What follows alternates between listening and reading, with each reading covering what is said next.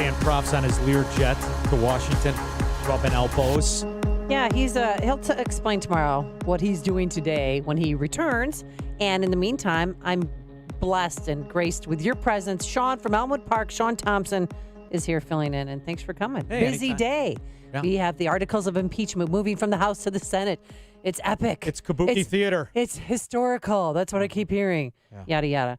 And we'll talk about that. But last night's debate, the last debate before the Iowa caucuses, which are in just 19 days, they got into it within 30 minutes, what everybody was talking about, what's going to happen between Bernie Sanders and Elizabeth Warren.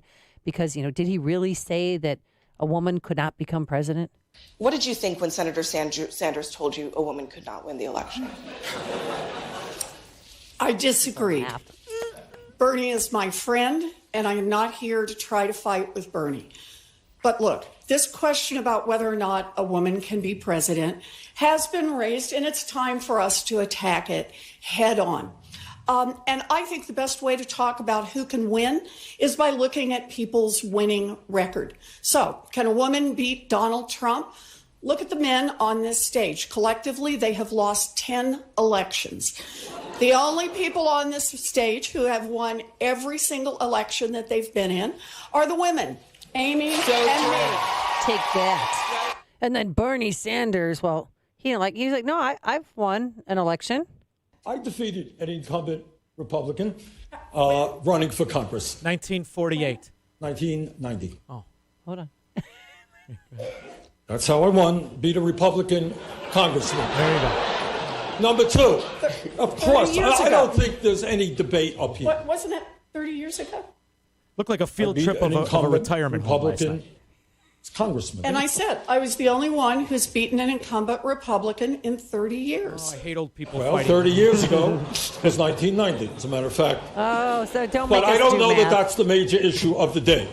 And they talked about foreign policy and, killing of Soleimani and health care and all that. But it was very boring. It felt like it was so bad. How bad was it? David Axelrod and even the pundits on CNN said Joe Biden was flat and that there's not one person up there that could beat President Trump. It was like sitting at a Panera in Oak Park last night. Shut up, the table next to me. With more on this and then today's historic vote on the articles of impeachment, we're pleased to have back to the program Cheryl Chumley, online opinion editor for the Washington Times and the author of The Devil in D.C., Winning Back the Country from the Beast in Washington. Good morning, Cheryl. How are you? Hey, good morning, Amy. Good morning, Sean. Great to be here. Yeah, thanks for coming back on the program. So what did you think of last night's debate? Who were the winners? Who were the losers? And did it move the needle for you at all? Yeah, you said boring. I agree. My word is uninspiring. And at this point, you would think that the Democratic Party would have some sort of front runner going in this late to the game, 19 days from the Iowa caucuses. But the big question going in was who on the stage would be able to beat Trump, and we don't know the answer to that. They're really all the same. They have their little differences in their policies and so forth, but very minute. And when all the candidates are the same, you need to see somebody come forward with that inspiring message that kind of gets your heart pumping. And the Democrats don't have anybody at this point. Cheryl, to me, the Democrat frontrunner is Donald Trump. But I want to ask you more Sean. about Such an antagonist, aren't you? expertise, to be quite honest with you. Because your expertise is what we need. And that is to fight back this corruption, this corporatism. But moreover, the surveillance of the American citizen. Are you surprised by the tolerance of the ever-growing eye of the state that is accepted among Republicans? That's a really good question. And I think in this country we have a problem that people aren't looking at principles. They aren't looking at the American principles upon which our country was founded. They're not looking so much at the Constitution or the all-important idea of rights coming from God, not government. They're looking at parties. And much as I like Donald Trump, much as I respect the things he's done for this country, the fact is if this nation, as a voting nation, doesn't get back to looking at the principles and not the party so much, soon enough it's not going to matter who's in office. We're going to have government surveillance everywhere, as you just mentioned. We're going to have constitutional dings, FISA secret courts being embraced and accepted and so forth. These are the ideas that we need to be fighting against, not fighting so much to have an R versus D in office. George Orwell, who you reference in a lot of your writings, he was apparently Nostradamus, and what I've noticed is that the Republicans, i.e. W. Bush, really implemented and set forward a policy that could only be expanded and never retracted in the Patriot Act. And we are to the point now where our children are being asked by doctors if their parents have weapons and how many they have and all of this. Do you foresee a time where, is it in Trump's next, if he wins, are the Republicans ever going to address and restrain the statism in our private areas of our life? I'm going to have to say no at this point, because the thing is, Democrats do intrusive regulations because they want control. Republicans do it because they want a secure nation. And Republican voters want a secure nation too. So it's tough to fight back against some of the issues, some of the provisions of the Patriot Act from a Republican point of view, because what you're being cast as is a liberal Democrat who doesn't care about the country. It's interesting to me that you referenced the Patriot Act, because one of the key writers of that act, Sensenbrenner, actually said a couple years after he wrote some of the provisions that granted the government highly intrusive surveillance powers on American citizens, he regretted some of the provisions that he put in it, and yet they still stand. So these are ideas that the American people need to research and see what's going on in the country, and stop being so involved with the day-to-day horse racing of politics. Oh, go right ahead, Amy. No. I didn't mean to cut you off. Oh no! Look, Here's the we're thing, being Cheryl. so nice to each other, I'm a Cheryl. fan, and I'm fascinated by your opinions, and you have a podcast out. I was going to give you the opportunity to plug that, because I think it's great. important that people listen to this. Because Sean has a podcast too, Cheryl. Don't you know? Oh, Yeah, well, excellent. Well, I wanted to ask you, get back to the debate from last night. Bernie Sanders, we all know he's a socialist. We all know he wants to give away free college. That's why all the young kids want Bernie Sanders to win, because he wants to pay for college. But you wrote in your article that a vote for Sanders it's a vote for globalism. Can you explain? Yeah, the one thing that struck me, because as you know, when you cover debates, you look for those little sound bites that you can develop into some sort of story. And part of the problem with last night's debate is there weren't any, right? I mean, it was boring. But Bernie Sanders, he came forward and he said, our job is to build the United Nations. And I thought, really? You're running for the president of the United States and you see that as your key job? How about the Constitution? How about putting America first? Building America. So with Bernie Sanders, and we know this, but this is in his own words, with Bernie Sanders, you get the United Nations first, you get the global interests first, and then America, somewhere where it fits in his priority list. So this is key, because Americans should want America to come first. And these are in his own words, that his job as president of the United States is to look to the global interest before America's. Are you shocked in the way the language has been seized by politicians and bastardized?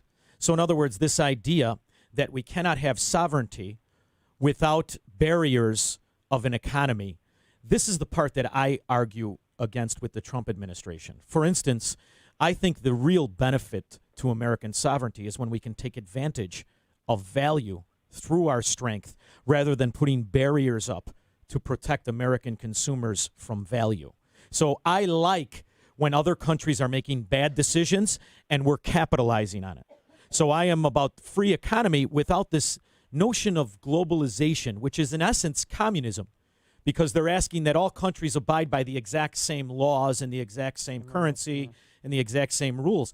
I see more of a similarity in populism than I do in free flow of an economy. Am I just part of that ever-dwindling old Americanism, loving, freedom-loving American? I mean, because I'm getting squeezed out. I'm getting called those names you're saying, where I will question the economic policy of protectionism and populism, and now I'm a liberal Democrat. I'm wondering, are you seeing just the massive growth of collectivism, and we're just picking our tyrants? Oh, absolutely. I'm actually in the middle of writing a book along those lines. And, honestly, to go back to your first question, am I shocked? Nothing shocks me nowadays because I just see, if you go back in time, just a few years, socialism was a dirty word.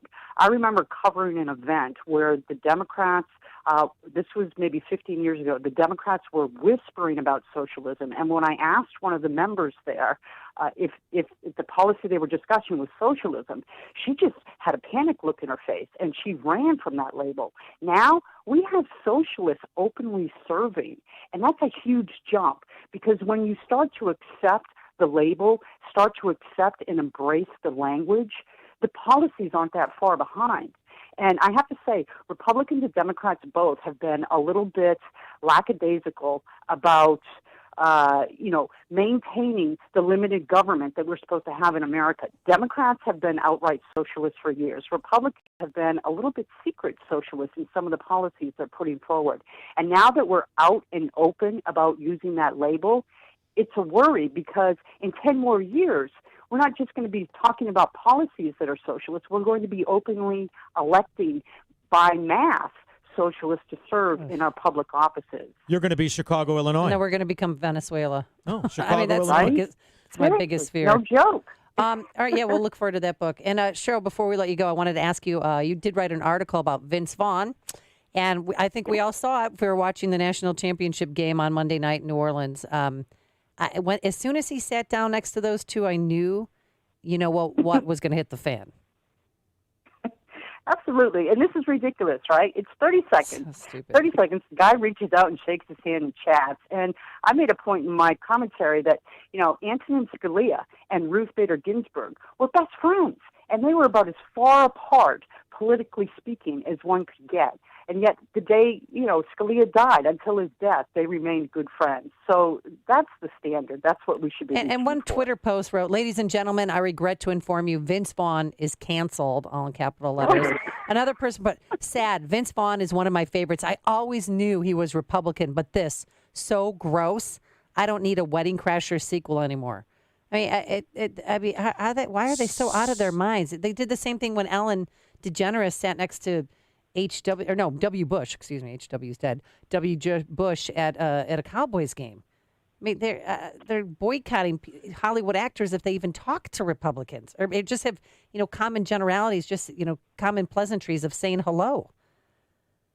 Yeah, I mean, common courtesy is kind of gone by the wayside in America, it seems like. And I have to say, it's mostly because of the left that loves to scream about its tolerance and diversity and embrace of all types.